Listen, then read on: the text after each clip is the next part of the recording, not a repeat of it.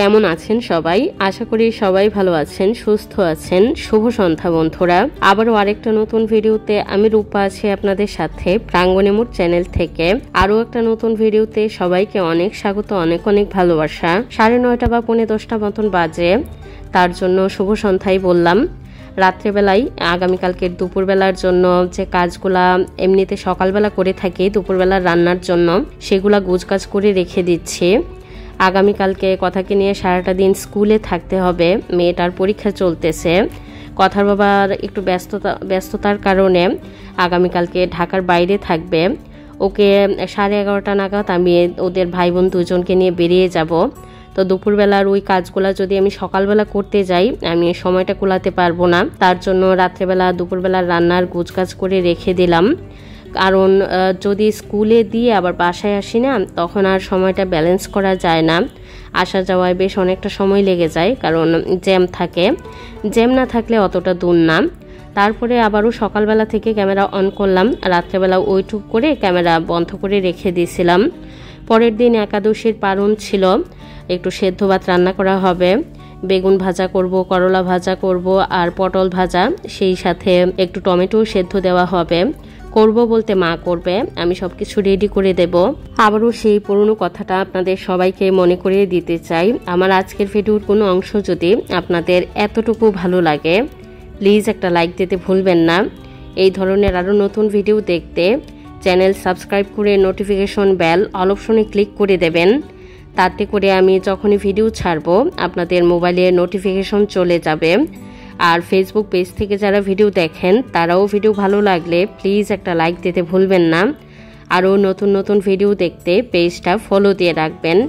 রান্না করতে যতটা না সময় লাগে, গুছগাছ কুটা কাটা এগুলা করতেই কিন্তু সময়টা অনেক বেশি লেগে যায়।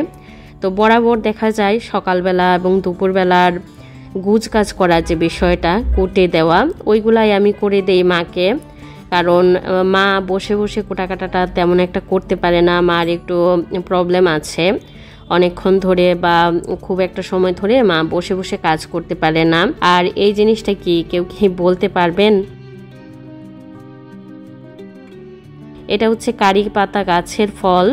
ছোট্ট একটা গাছে বেশ অনেকগুলা ফল হয়েছে। ছোটবেলায় ঠিক এরকম একটা ফলই পাড়ার ভেতর 2-3টা গাছের মধ্যে দেখতাম হয়ে থাকতো। এখনো আছে একটা গাছ পাড়ার মধ্যে, অনেকটা জামের মতো, একটু কোষ্টে কোষ্টে, তবে মিষ্টি প্লাস কোষ্টে। আর আমার কাছে খেতে খুব একটা খারাপ লাগেনি। তবে এটাকে কোনোভাবে খাওয়া যায় কিনা ইউটিউবে সার্চ করছিলাম, তেমন কিছু পাইনি। কেউ কেউ বলল যে খাওয়া যেতে পারে যেহেতু মিষ্টি। তবে এটা দেখে আমার ছোটবেলার সেই স্মৃতিগুলোর কথা মনে পড়ে গেল। ছোটবেলায় একদম হামলে পড়তাম আমরা সবাই, দেখে দেখে রাখতাম যে গাছে কখন কখন ওই ফলটা ধরে। ওই ফলের আসলে অরিজিনাল নামটা জানি না, তবে আমাদের অঞ্চলে ওটাকে কুটি জাম বলা হতো। আবারও বেশ কিছুদিন ধরে ডায়েট শুরু করছি। 3 বেলার 1 বেলাও তো ডায়েটে ভাত রাখা যাবে না বা যায় না, আমিও খাচ্ছি না।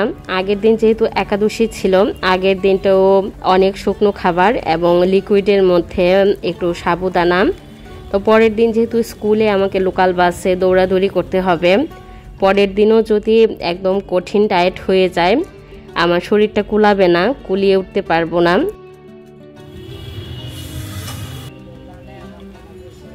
যার কারণে সকালবেলা পালনের দিন হালকা করে একটু ভাতই খেয়ে নিলাম।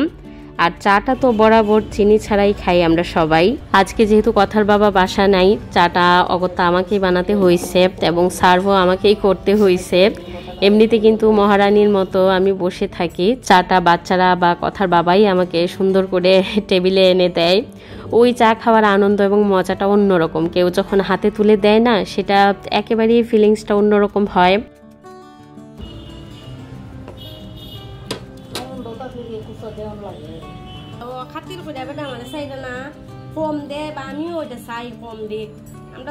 আমি আর মা বসে বসে চা খাচ্ছিলাম আর বেশ কিছু প্রয়োজনীয় দরকারি কথাও সেই সাথে সেরে নিচ্ছিলাম। আর মেয়ে রিভাইজ দিচ্ছে, আর একটু পরে রেডি হয়ে আমরা সবাই একসাথে বের হয়ে যাব। খাওয়া দাওয়ার পর দেখেন কি পরিমাণ বাসনপত্র হয়, আমাদের প্রত্যেকের ঘরেই হয়।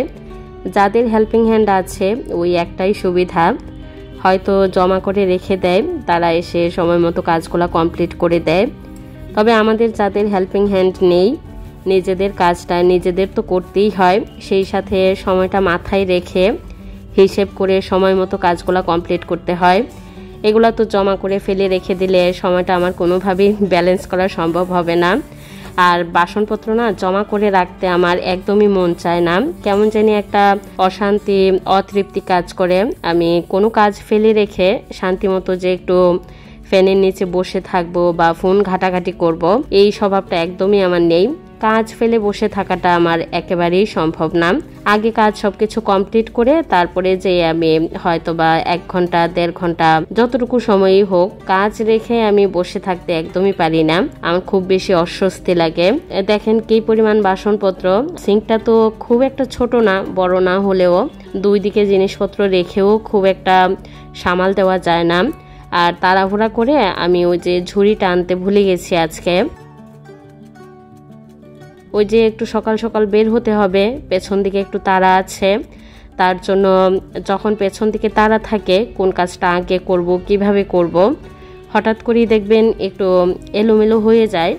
আমরা যারা অনেক বেশি গুছিয়ে কাজ করতে পছন্দ করি বা গুছিয়ে কাজ করতে পারি, তবুও দেখবেন কোনো না কোনো সময় একটা ওলট পালট বা কাজের যে ধারাটা সেটা বজায় থাকে না। তাছাড়াও ক্যামেরা নিয়ে দৌড়াদৌড়ি করলে এই প্রবলেমটা বেশি ফেস করতে হয়। আমরা যারা ক্যামেরা নিয়ে দৌড়াদৌড়ি করি, যে কাজগুলো ক্যামেরাতে উঠাতে হয়, ক্যামেরার সেটিং একটা বিষয় থাকে, সেই কারণেও দেখবেন অনেক গোছালো কাজও অগোছালো হয়ে যায়।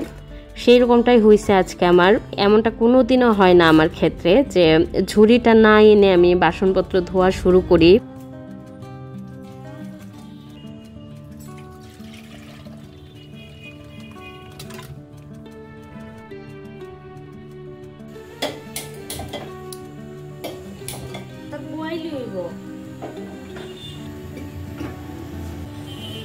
একদিকে দুধ আর অন্যদিকে একটু গরম জল বসানো হয়েছে দুপুরের রান্নার জন্য।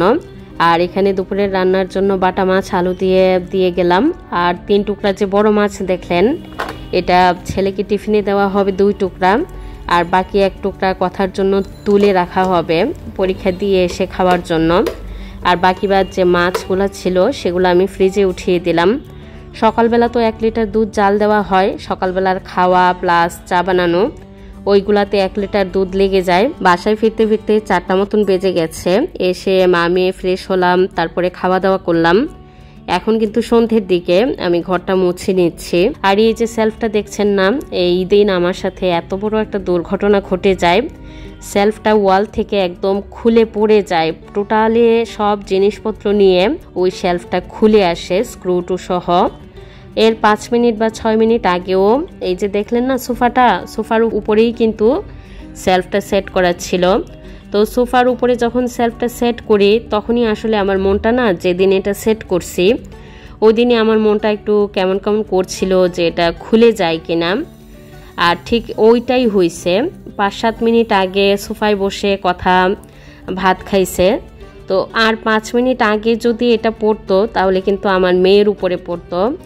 এত বড় একটা ফাড়া গেছে ওই দিন আমার মেয়ের উপর দিয়ে। ভালো থাকবেন সকলে, আবারও দেখা হবে নতুন ভিডিওতে।